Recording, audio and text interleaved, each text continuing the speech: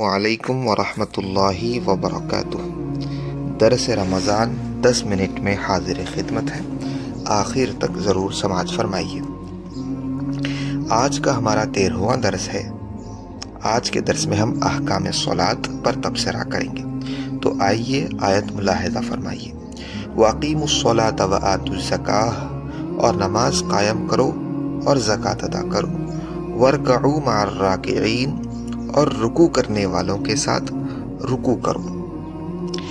اس آیت میں نماز قائم کرنے اور زکوٰۃ ادا کرنے کا حکم دیا گیا ہے۔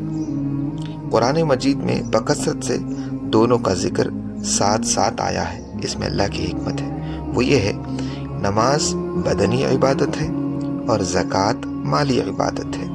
نماز میں بندہ اللہ کی طرف رجوع ہوتا ہے، بندے کو اللہ کے ذکر کی توفیق ہوتی ہے۔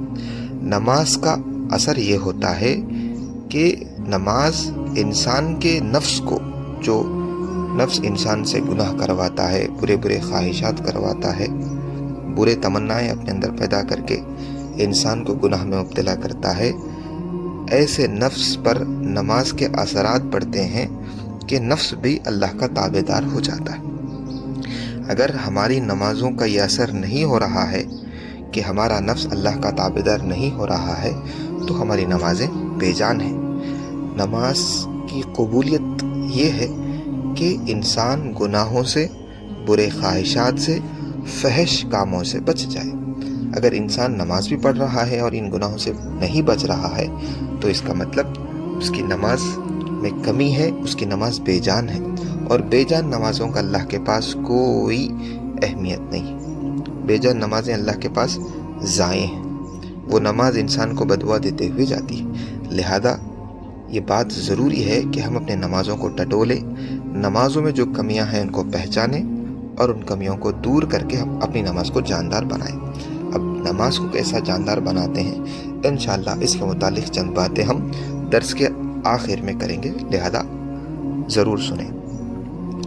زکوٰۃ سے نفس کی کنجوسی دور ہوتی ہے، اور مال کی جو خباثت ہوتی ہے وہ دور ہوتی ہے، اور ساتھ ہی یہ بھی فرمایا اللہ تبارک و تعالیٰ نے کہ رکوع کرنے والوں کے ساتھ رکوع کرو، یعنی باجماعت نماز پڑھو۔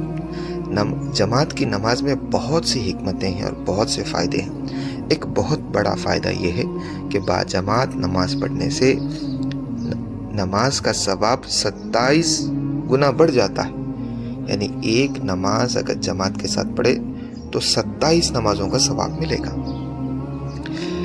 اور یہاں پہ اس آیت میں رکوع کا خاص ذکر اس لیے کیا گیا ہے تاکہ مسلمانوں کی نماز یہودیوں کی نماز سے الگ ہو جائے۔ یہودیوں کی نماز میں رکوع نہیں ہوتا تھا۔ یہ وہ باتیں تھیں جو آیت کے ذریعے ہمارے سامنے آئی ہیں۔ اب چلتے ہیں احادیث نبی صلی اللہ علیہ وسلم کی طرف۔ حضرت بریدہ رضی اللہ عنہ سے روایت ہے کہ رسول اللہ صلی اللہ علیہ وسلم نے فرمایا، جس قوم نے زکوٰۃ دینا بند کر دیا، اللہ تعالیٰ ان کو قحط میں مبتلا کریں گے۔ ڈراؤٹ، قحط بولتے ہیں ڈراؤٹ، یعنی بارشیں نہیں ہوتی، زمینوں میں فصل نہیں اگتی، مویشیاں مرتے رہتے، ہر طرف جو ہے ایک مفلسی اور ہر طرف جو ہے غربت پھیل جاتی ہے۔ اس کو انگلش میں ڈراؤٹ کہتے ہیں۔ زکوٰۃ نہ دینے سے ڈراؤٹ کے حالات آتے ہیں، قحط پڑ جاتا ہے۔ اسی طرح ایک روایت میں ہے کہ جب لوگ زکوٰۃ دینا بند کر دیتے ہیں تو اللہ ان پر بارش کو روک لیتا ہے، اللہ کی پناہ۔ دوسرے حدیث میں رسول اللہ صلی اللہ علیہ وسلم نے فرمایا، جب کوئی مال خشکی میں یا دریا میں تلف ہو جائے، ضائع ہو جائے، تو وہ زکوٰۃ نہ دینے کی وجہ سے ہوتا ہے۔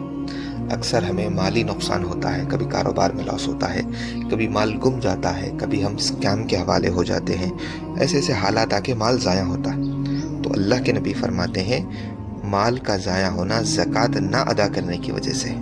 ایک حدیث میں آیا ہے کہ زکوٰۃ ادا کر کے اپنے مال کو محفوظ کرو۔ اگر زکوٰۃ ادا نہیں کریں گے تو مال محفوظ نہیں رہے گا اور ضائع ہو جائے گا۔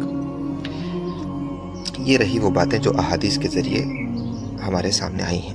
اب چلتے ہیں مسنون دعا کی طرف۔ حضرت مقداد رضی اللہ عنہ فرماتے ہیں کہ نبی کریم صلی اللہ علیہ وسلم جب بھی کسی دعوت میں جاتے تو کھانے کے بعد یہ دعا پڑھتے، اللہم اطعم من اطعمنی واسقی من سقانی۔ اے اللہ، جس نے مجھے کھلایا تو اسے کھلا، جس نے مجھے پلایا تو اسے پلا۔ لہذا جب بھی ہم دعوت میں جائیں تو یہ دعا ضرور پڑھیں، اس سے میزبان کو برکت ملے گی۔ اور ساتھ ہی ساتھ ایک بہت اہم ترین دعا ہے جو میں انشاءاللہ آپ کو بتاؤں گا۔ یہ ایسی دعا ہے کہ جس کھانے کے بعد آپ یہ دعا پڑھ لیں گے تو اللہ تبارک و تعالیٰ آپ سے اس کھانے کا حساب کل قیامت میں نہیں لیں گے۔ لہذا ہر کھانے کے بعد یہ دعا ضرور پڑھیں۔ وہ دعا یہ ہے، الحمدللہ الذی هو اشبعنا واروعنا وانعم علینا وافضل۔ دوبارہ سنیے، الحمدللہ الذی هو اشبعنا واروعنا وانعم علینا وافضل۔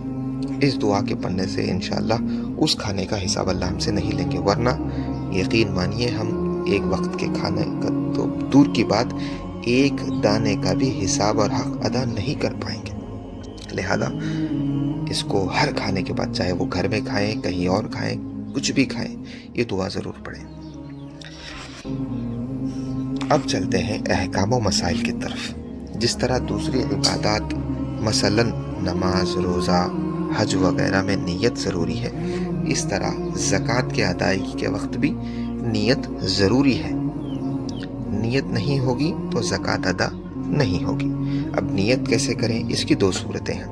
پہلی صورت، زکوٰۃ ادا کرتے وقت دل میں نیت کرے کہ میں زکوٰۃ دے رہا ہوں۔ دوسری صورت، اپنے مال سے زکوٰۃ کی رقم الگ کرتے وقت یہ نیت کر لے کہ یہ زکوٰۃ کی رقم ہے۔ چاہے مستحق آدمی کو دیتے وقت نیت کی ہو یا نہ کی ہو، اگر مال الگ کرتے جب نیت کر لی تو کافی ہو جائے گا۔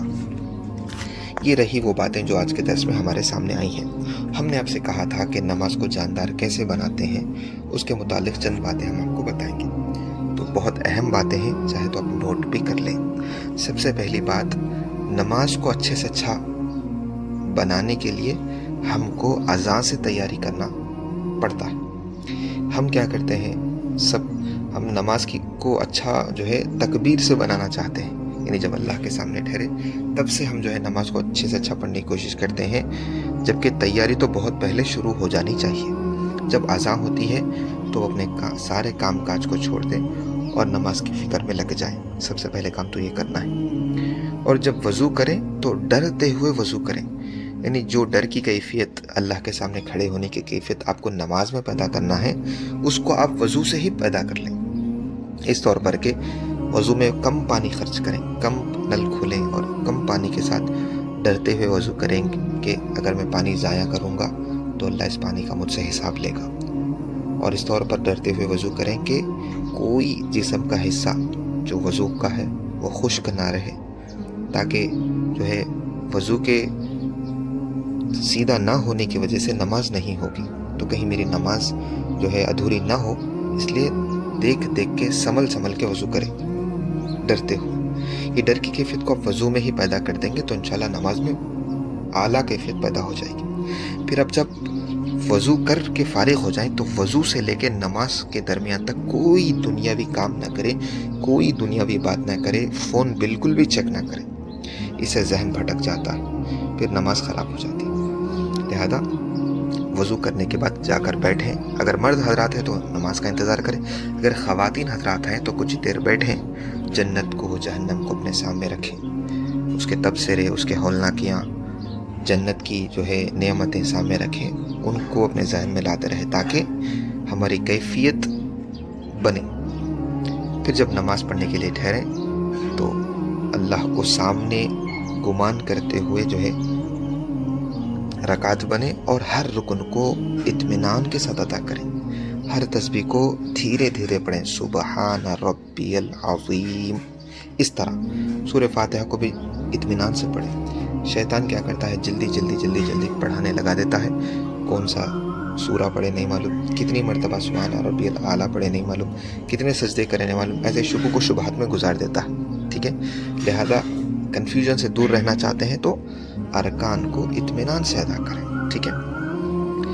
پھر جب نماز سے فارغ ہو جائیں تو ایک محاسبہ کریں کہ نماز میں کہاں کہاں غفلت ہوئی ہے، کون سا رکن اچھے سے ادا نہیں ہوا ہے، اس پر استغفار کریں، اللہ سے دعا کریں، اے اللہ میں نے تو پوری کوشش کی اچھے سے اچھا نماز ادا کرنے کی، لیکن پھر بھی مجھ سے کچھ غلطیاں ہو گئی، اے اللہ میں تو کوشش کرتے رہوں گا یا رہوں گی، بس تو میری نماز کو جاندار بنا دے. اس طور پہ ہم جو ہے کوشش کرتے رہیں گے، ہر نماز کو اس انداز میں پڑھنے کی کوشش کریں گے تو انشاءاللہ یقیناً ہماری نماز ایسی جاندار ہوگی جو اللہ کے بارگاہ میں بے انتہا مقبول ہوگی. اللہ تبارک و تعالی ہم سب کی کوششوں کو قبول فرما کر ہمارے عبادات میں جان پیدا فرمائے اور ہم سب کی عبادت کو قبول فرمائے. یہ رہی آج کی باتیں جو ہمارے سامنے آئی ہیں. امید ہے کہ ہم سب اس کو بغور سنیں گے، سمجھیں گے اور اس پر عمل کر کے اللہ کو راضی کریں گے اور ثواب کے ارادے سے اس کو آگے شیئر کریں گے. جزاک اللہ خیر آپ سب کا آخر تک سننے کا. اپنا خیال رکھیے، اپنے دعاؤں میں خاص یاد رکھیے. کل کے درس میں دوبارہ ملاقات ہوگی، تب تک کے لیے فی امان اللہ. السلام علیکم ورحمۃ اللہ وبرکاتہ.